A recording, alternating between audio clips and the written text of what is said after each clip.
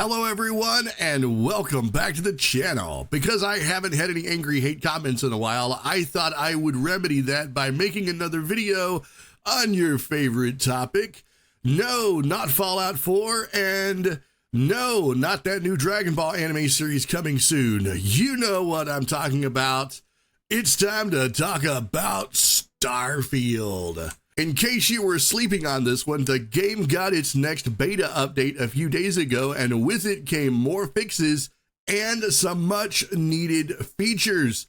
That's right, features. So if you haven't gotten it, go grab that beta update and check them out. Before we continue though, do me a solid and head to the comments and let me know which game features you'd like to see added to the game. And while you're down there, smash that like button so that the algorithm remembers that I exist.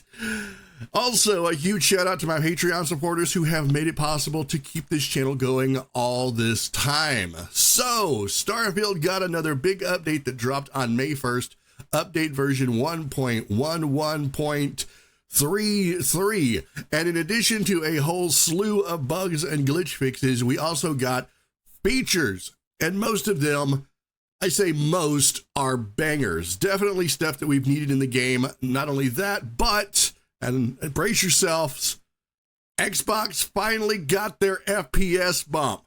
Jumping over to the update page on Bethesda's website, it says Starfield's latest update is here, and it's bringing several new features with it. Improved surface maps. We've heard your feedback, and we've made some big improvements to surface maps, so you'll always know just where to go and no longer get lost on the way to your parents' place. And they weren't buying that excuse anyway. You should really go visit them. New gameplay options for those of you who like a bit of an extra challenge or want to make some aspects of the game easier. You can customize your experience with brand new options in the settings menu. Want to make ground combat harder but ship combat easier? You can just do that. Added ship decoration mode to the interior of ships. Now you can decorate your ships just like you can with outposts. Added tabs to container menus to make managing your inventory easier. Added the ability to change traits and appearance after entering the Unity. A little bit of a spoiler there if you haven't already beaten the game. But the Unity is a thing. And no, we're not talking about the game engine. Added dialogue camera toggle. I can't talk today. Added dialogue camera toggle in the settings. Added display settings for Xbox Series X to prioritize the visuals or performance. Series X. I guess I didn't add this to the S, but maybe it's coming. Anyway, that's just the tip of the iceberg. Read on for a full list of fixes and improvements. Please note this update is currently in Steam beta before going live for all players. We don't anticipate much to change from this update, but we'll let you know when it's available and any adjustments we make to the notes below. Thank you. Xbox Series X display settings. This is the big one that I think a lot of people, especially console players, have been waiting for. And I think it comes with a little bit of a caveat, but let's just go through this real quick. It says, we've heard from many that you'd like to have more control over the graphic fidelity and performance on Xbox, similar to how PC players can customize their experience. We're now enabling that on Xbox Series X with a few options that you can use to find the best fit for your playstyle and display. For each of these, we highly recommend a variable refresh rate display running at 120 Hertz and to verify your Xbox is set to use it. If you have it set up this way, Starfield will now default to a frame rate target of 40 while keeping the priority for full visuals. But frame rate target, you can now choose between 30, 40, 60, or an uncapped frame rate on VRR displays. If you do not have a VRR display running 120 Hertz, you will still be able to select from 30 or 60. Screen tearing may occur at times when selecting 60 on non-VRR display. Prioritize. You can now prioritize between visuals and performance while trying to maintain the frame rate target. If you're choosing a frame rate target of 60 or above, we recommend changing this to performance. Prioritizing visuals keeps the highest resolution while maintaining full detail for special effects, lighting, and crowds. Prioritizing performance lowers internal resolution and detail for special effects, lighting, and crowds. Both modes may adjust internal resolutions dynamically when scenes or action get heavier as well. When switching between modes, you will see the lighting change briefly as the system catches up to the new mode. So that's really, really big news for the console users. I'm a little concerned about the, the screen tearing, but I think that that's something that they could probably work out later on. I like the idea that you get to choose. It defaults to 40, but I think that that's kind of where the starting point is. Like, I think once you get the update, you're going to go there and it's going to say 40. I think if you have your display running at 120 hertz, if I'm interpreting this correctly, there seems to be a little bit of a, have to kind of fill in some of the gaps. But I like the idea that console users can now switch between 30, 40, 60, or an uncapped frame rate if they have a variable refresh rate display.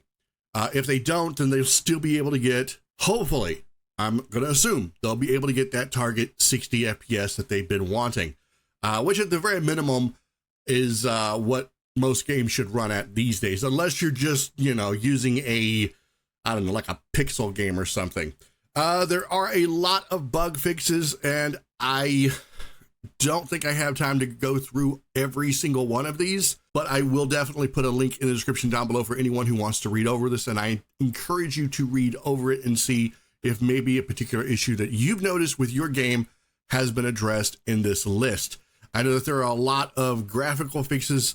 There are gameplay fixes, and I think, let me see, quests. Yes, there are a lot of quest fixes as well. I know that those are some of the biggest problems that I've encountered people having whenever they would comment on things that have held them back in the game, for example.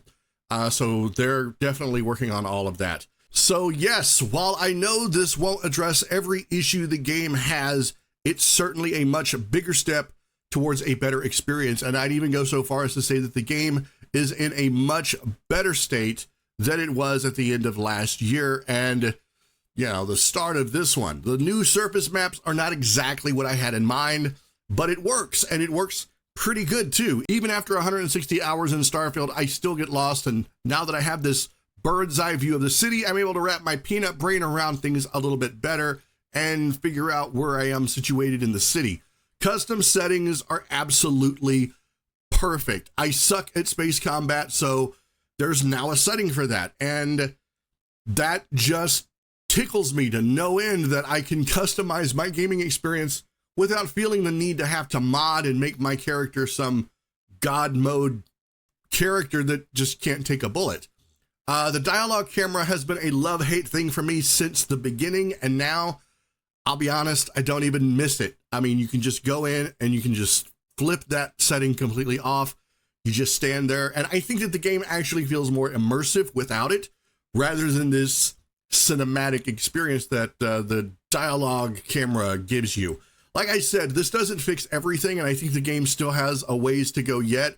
And sure, these are things that we should have had a long time ago, back when it would have had a much greater impact on the player base. But, well, better late than never, I suppose. All right, so now it's time to do that thing where we get your feedback on this. What are your thoughts on the new Starfield beta update and those long-awaited features? Is it about time, or is it too little, too late? Head down to the comments and let's get some conversation going. Guys, that's it for this video. I hope that you enjoyed it. If you did, then be sure to hit that like button. And if you want to see more videos like this one, as well as the occasional live stream, then be sure to subscribe to the channel. If you want to catch my Twitch streams, there is a link to that, including my social hangouts, as well as my Patreon in the linkity link place down below. As always, have an amazing day, everyone. Keep being awesome, and I will see you all in the next video.